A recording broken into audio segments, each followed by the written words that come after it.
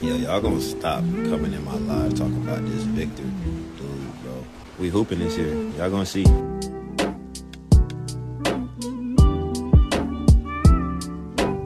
Alright team, so let's talk about this game. Spurs versus Nets, and I'm gonna just start off by saying this. I wasn't completely locked in the entire game. I was a little sidetracked, but I was paying attention to Devin Vassell going crazy. For the most part, this game was a blowout, but the Nets started to get a little close. Like the lead went from like 25 then to like 15. So they may have gave the Spurs a little scare, but in reality, we all knew that the Nets were not gonna come back from that deficit. So I don't have too much to say about this game. I mean, we all saw it. The Spurs really just beat down on the Nets. But what I am going to say is Devin Vassell, shout out to you, my boy, because he came through today and he was hooping. He dropped a career high 37, had a plus 34 plus minus, and then he also notched 11 rebounds and 5 assists. 4 steals too, I didn't even know that. So this was an all-around great night from Devin Vassell. I don't know if this 11 rebounds is also a career high. I'd imagine so. Really, I don't know where this breakout performance came from. I mean, as a basketball player, one day you could just wake up and start feeling it again. So there might not be a real reason behind this breakout game, but hopefully he can keep it going because this is the Devin Vassell we need for next season. Not so much this season because we don't really care to win much games. I think they should shut down Fox like I've been saying. But Devin Vassell, this was a great game from you, as well as Stephon Castle. I know y'all saw that dunk that he threw down over that one dude. I don't know his name, but he dunked on him and then they went down the court. There was a foul on the play and then they were talking smack a little bit and Stephon Castle gave him a little shove. It was nothing crazy, but he definitely has that dog in him and that is something we need throughout the rest of the team. So I've been very impressed with Stephon Castle and it's gotten to the point where next season he has to be a starter. Like there's no question about that. I don't know who's going to the bench. Well, for sure Chris Paul. I don't know if he'll be here, but you should have Fox, Vassell, Castle, Sohan, and Wemby. I think that should be the starting lineup, but who knows with the Spurs, they're always doing some stuff that maybe makes us scratch our head at times. Ultimately, this was a great game for the Spurs, maybe a little confidence booster they need to go into Sacramento. I'm very excited to watch that game. De'Aaron Fox is going to return to Sacramento, and I'm just wondering what the reception's going to be like. Are they going to boo him? Are they going to cheer for him? Are the Spurs going to show up and play basketball? Is De'Aaron Fox going to show up? There's a whole lot of questions I'm wondering, and I'm just excited to see on Friday. But he has been struggling. Shout out to Fox Muse, DFox Muse. Y'all go ahead and give them a follow. De'Aaron Fox in his last 5 games, 15.4 points per game, 3 rebounds and 6 assists on 38% field goal percentage and 20% from the 3.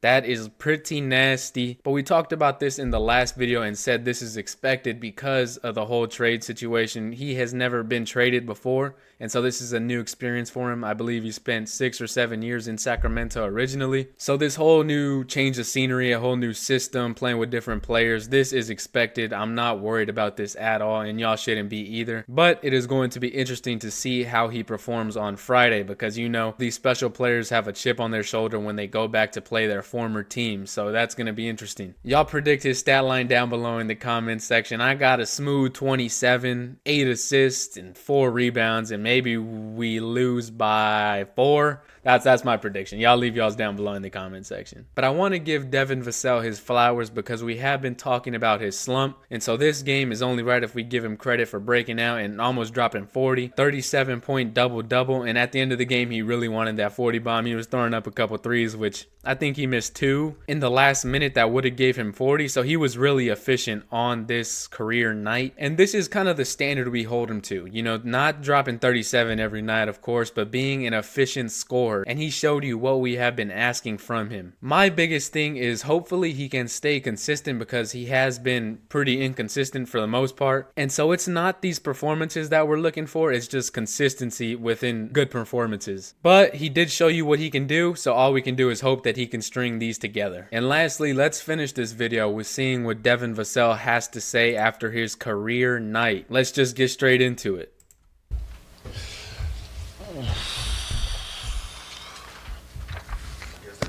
Eventually, right?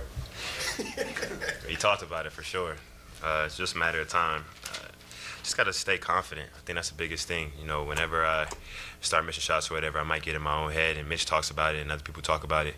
And that's just the nature of the game, but I got to stay confident. It's my 5th year in the league, and I feel like the more aggressive I am, not even just to score, but just to make plays, like the better that we are playing. So just got to stay with it. But appreciate my coaches and my teammates for just encouraging me, truthfully.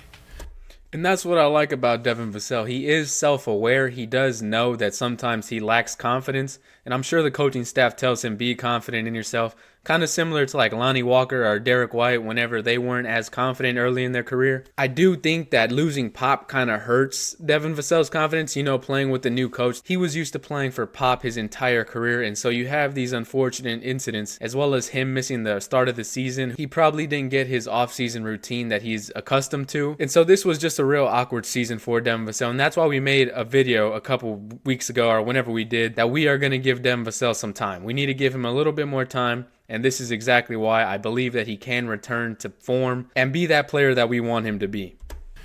Just as proud of the rebounding, 10 season high. For sure. Match season high. For sure. Assists. The assists, rebounds, 4 steals. I mean, they challenged me in the beginning of the season to get back to the defense that I was playing my first couple of years, and that's what I've been trying to do. You know, there's games where I feel like I've been good at it, and there's games where I feel like I've slacked off a little bit. So they challenged us this morning, and I kind of took it to heart. Yeah, that's fair. I have seen some times where he has played some lockdown defense. He's not like a point of attack defender, but he can get you a couple stops here and there when he really wants to. And so it's good to see that's a point of emphasis because we need an entire team to defend. Did the first couple, did they take you back and show you film of that, or do they? I mean, really, we just talked about it. It's not really just film clips, but I mean, just stuff that we talk about. Me just being engaged in the passing lane, just being that menace, like in help side, and just doing the stuff that I know I can do. Not just being lazy off the ball, you know. Was there a point tonight you kind of started to feel like this could be a special night for you? I think when I shot that transition pull up, the dribble pull up, that's when I was like, all right, yeah, it's definitely going for sure. You had to shoot that one. No, I had to. I had to. Nobody stepped up. I had to, for sure. What about the dunk earlier in the and one? Did that get you going a little bit?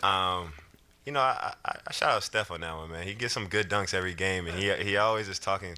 He's always talking to me like, bro, when you gonna dunk? And I'm like, bro, I saved my dunks, and then when I dunked, he was the first person that looked at me. So he got a nasty one today too. So that's like. It's like every time I try and get a dunk in, he want to try and get a dunk in. It's like, bro, come on, let me just get one. If you got the chance. Yo, Vassell actually has some sneaky bounce. He's had some pretty nice posters, and I think I forgot to mention this poster, but that was nasty. He went up both hands and kind of like switched it back to his right. I'm sure y'all saw it if y'all are watching the game, but Devin Vassell has some sneaky athleticism. Yes, would you rather do the dunk contest or the three-point contest? No dunk contest, no. 3-point contest. I'll say that for Steph. Maybe we'll come out with a little something in the summer where we all do like a Spurs dunk contest, and we'll just. You heard it here first. You mentioned staying confident. Is that with kind of the ups and downs of this year, and even like going back to the summer, has it been kind of a challenge for you to stay up? Like stay. It's a mental game. It's definitely a lot of mental. I feel like we've talked about it in the beginning of the season. Obviously, I didn't have the summer that I wanted to have when it comes to preparing and just working out and staying in the gym. I was doing a lot of rehab and stuff, but it's not an excuse. Just staying confident. Like you said, there's games I can't get 6 shots and not be aggressive. There's games, you know what I'm saying? Like, yeah, I get it. Like, there's different games, and every game is going to be different. But like, just being that aggressive, I think that's what everybody's looking for, and that's fine. Like, I hold myself to a standard. I know everybody else holds me to a standard, and I just got to accept that. That's exactly what we have talked about on the channel. There's times where he passes up to Julian Champagnie, and this is no diss to Julian Champagnie. I love him. But Devin is a player that the Spurs look to score. He's probably the best isolation scorer. I don't know. We have Fox now. Castle's pretty good. Wemby can score in the ISO. So it's probably Fox now, but Vassell is top 4 for sure. And so we need him to be aggressive. He needs to be someone that opposing teams look at as a threat on the court, so they can't just focus in on one person. That's kind of where we get frustrated because we know Vassell has the ability to be an effective scorer, but he passes up a couple shots too many times. Like he just said, he can't go games with only 6 shots. So I'm glad he's noticing that, and the coaching staff is telling him, shoot the ball. You mentioned not having the summer you wanted because of the surgery and everything. Like, do you think people underrate how much that throws off a player to not be able to really have their? I mean, it is what it is. I think everybody's going to have their opinions at the end of the day of what it is. We get paid a lot of money to come out here and play the game, and so I just got to come out here and be aggressive and be confident every time I step out on the court. When you went back in, Devin, about the 8-minute mark or so of the game, can I assume that you knew you were 7 away from setting a new career high? I mean, I was just looking at the score. We were up like 25, and the next thing you know, we were only up like 17, and it was one of those where like you can have the lead, but how quick the NBA is, it can flip. So it's just like I just wanted to kind of get that lead back going, so we can win this game. They were looking for me though, so I was gonna keep shooting for sure. So when I don't doubt that he was ultimately trying to get the win, but I did see him say, I just need one more rebound. So I'm pretty sure he knew his stat line and that he was going to go for a career high. when you take the three that put you over the top, did you know in that moment that was going to be it, or that would have been it had it gone in? Yeah, no, for sure. They definitely wanted me to get that, and I wanted to get it personally myself, but I wasn't gonna force it either. Once I didn't make the last two, it was like, it's all right. As long as we win this game, I'm fine with that, and that's what happened. We were talking about Steph's dunks, but he also had that inbound pass off Sharp's back. I seen that. for a bucket. Steph is special, man. It's not too many rookies and players that play like Steph is. I don't know what we all expected coming into this year, but I think he's exceeded that, obviously, and he just plays so confident, he plays free, and that's the Steph that we need. We don't need him thinking or worrying about this or that. As long as he's playing confident, free, and aggressive, like he helps us out so much on both ends of the floor. You guys had 37 assists tonight. That's 200 games in a row with at least 20. I think that's a record. Yeah. How much of that is like Spurs culture, Spurs way? How much is that ingrained in you guys? That's all we talk about, Spurs culture, Spurs way. Good to greats. I think these past couple games, it's been a lot of good to greats. We get an open three, and it's a good three, but maybe the extra pass is a great three in the corner. Or it's a good mid-range, but somebody has an open three. Like, we've just been preaching it, and it's contagious. If I'm making an extra pass, and De'Aaron's making an extra pass, and CP's making an extra pass, I mean, you got to make the extra pass. So it's contagious, and it helps us out for sure. Look, you like. Obviously, they don't play exactly like the OG Spurs. They don't got the movement like that yet, but you can see that they do emphasize the Spurs way and they pass the ball a lot. You can even see it with Fox. Whenever Fox came here, he wasn't looked at as a plus playmaker, but the games that he has played, I don't know if it's just the eye test, but it appears that he's already a better playmaker. And I think that just goes to show the Spurs system, how they emphasize moving the ball, like the stat they just said, however many games will 20 plus assists. And so I give credit to the Spurs coaching staff, even when Pop going down, they're still moving the ball, and that's something you like to see. Like De'Aaron's already gotten into that Spurs way, the good to great. 100%. He's bought in, and you stick out like a sore thumb if you don't. So I think he's bought into it, and as we continue to just keep playing, and over the years we keep playing, I think this team has something special. About Biz celebrating that new contract. Shout out Biz, man. Biz is just a great guy. He helps us out in the locker room. His presence, on the court, whether it's setting screens, whether it's rebounding, blocking shots. I mean, the energy that he has is contagious, and he helps us out a lot. So he talks to us during the game, and he helps us to keep talking. As a young group, we know we need to talk more, and he helps us with that. So last thing before we get out of here, I actually listened to a Bismack Biyombo interview like a day or two ago. I was impressed with his personality, and I guess that's not such a surprise knowing the Spurs. They got to do their research before they pick up anyone, even if it's the last player on the bench. They don't want to inject somebody who doesn't have that Spurs culture. But other than that, that's all I got for y'all, man. Y'all be sure to leave a like, comment down below, and subscribe to Spurs Spotlight. Until then, I'll catch y'all later. It's Bean Boy Chris, and I'm out.